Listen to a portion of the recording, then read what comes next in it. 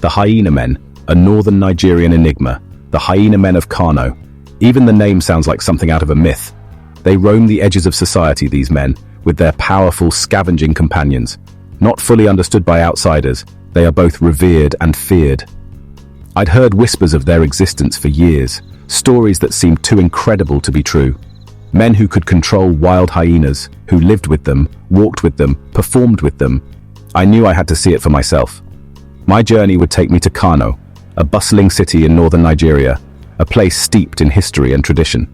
It's a place where the old world and the new collide, where ancient customs persist amidst the chaos of modern life. And somewhere, on the fringes of this vibrant tapestry, lived the Hyena Men.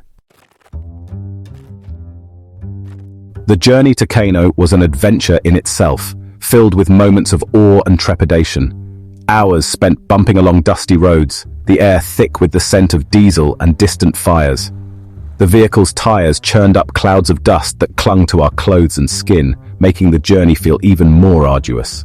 The landscape changed gradually, from lush greenery to arid scrubland, the sun beating down relentlessly.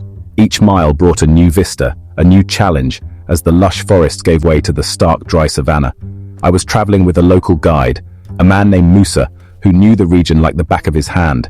His knowledge was invaluable, and his stories added a rich layer to the journey. He spoke of the Hyena Men with a mixture of respect and caution. These were not just tales to entertain, they were warnings, steeped in the reality of the land we were traversing. They are not to be trifled with, he warned, his voice barely audible above the roar of the engine. His words carried weight, a gravity that made me sit up and listen more intently. The hyenas are their strength, their protection. These animals, often feared and misunderstood, were integral to the Hyena Men's way of life. But they are also wild animals, unpredictable. Their behavior could change in an instant, making them both fascinating and terrifying. His words did little to calm my nerves. The thought of encountering these creatures up close filled me with a mix of excitement and dread. We finally reached Kano as the sun began to set, painting the sky in hues of orange and purple. The city emerged from the horizon like a mirage, its vibrant colors contrasting sharply with the dusty road we had traveled. The city was a hive of activity, a cacophony of car horns, hawkers' cries, and the rhythmic beat of music spilling out from open doorways. It was a sensory overload, a stark contrast to the quiet, dusty roads we had left behind. We navigated our way through the crowded streets, the air thick with the smells of spices, roasting meat, and something altogether less pleasant.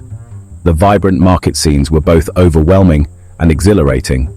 After what felt like an eternity, we arrived at our destination, a dusty clearing on the outskirts of the city.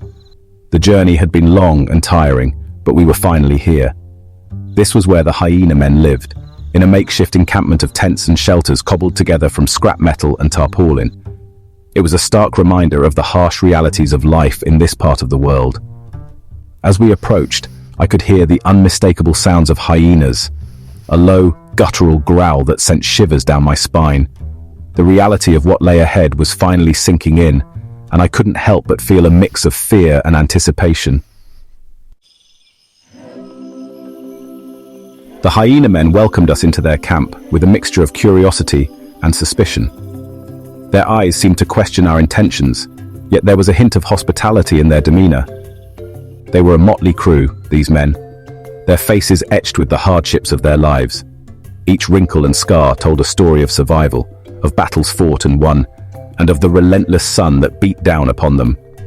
Some were young, barely old enough to shave, while others were ancient, their eyes holding the wisdom of generations.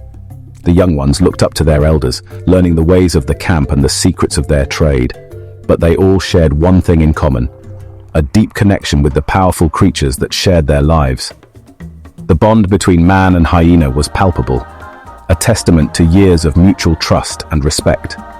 Life in the camp was harsh, a constant struggle for survival. Every day was a battle against the elements, against hunger, and against the ever-present threat of disease. Yet there was a sense of community, a shared resilience that kept them going. The Hyena Men were not wealthy. They relied on the generosity of others and the money they earned from their performances. Their shows were a blend of danger and entertainment, drawing crowds who marveled at the sight of men and hyenas working in harmony. Their days were spent tending to their animals, feeding them, cleaning up after them, and generally ensuring their well-being. It was a labor of love, a daily routine that strengthened the bond between them. It was a symbiotic relationship, one that benefited both man and beast. The hyenas in turn provided a sense of security and a unique form of companionship that was hard to find elsewhere. The hyenas provided protection and a source of income, while the hyena men offered food, shelter, and companionship. This mutual dependence created a bond that was both practical and profound. It was a far cry from the image of hyenas as mindless scavengers. Here, they were respected members of the community, their intelligence and strength recognized and valued. The hyena men had carved out a unique niche, one that showcased the remarkable relationship between human and animal. The bond between the hyena men and their animals was unlike anything I'd ever witnessed. It was a relationship that seemed to transcend the usual boundaries between humans and wild creatures. It was a bond built on mutual respect, trust, and dare I say it, affection. The men treated the hyenas not just as animals, but as partners, as equals in a shared journey. I watched in amazement as the men interacted with their hyenas, their movements confident and assured. There was a rhythm to their actions, a dance of sorts, that spoke of years of practice and deep understanding. They spoke to them in low, soothing tones, stroking their fur and scratching behind their ears.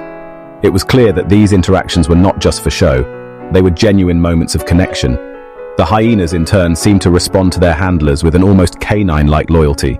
They would follow commands, stay close by, and show a level of obedience that was truly remarkable. They would nuzzle up against them, lick their faces, and even allow themselves to be petted by these men who had earned their trust. It was a sight that challenged many preconceived notions about these often misunderstood animals. This was no ordinary animal training. This was something deeper, something more profound. It was a relationship that required patience, empathy, and a willingness to see the world through the eyes of another species. It was a partnership forged over generations, passed down from father to son, a testament to the enduring power of the human-animal bond. Each generation added to the collective wisdom, ensuring that the bond remained strong. The hyena men believed that their connection to the hyenas was spiritual, that the spirits of their ancestors resided within the animals.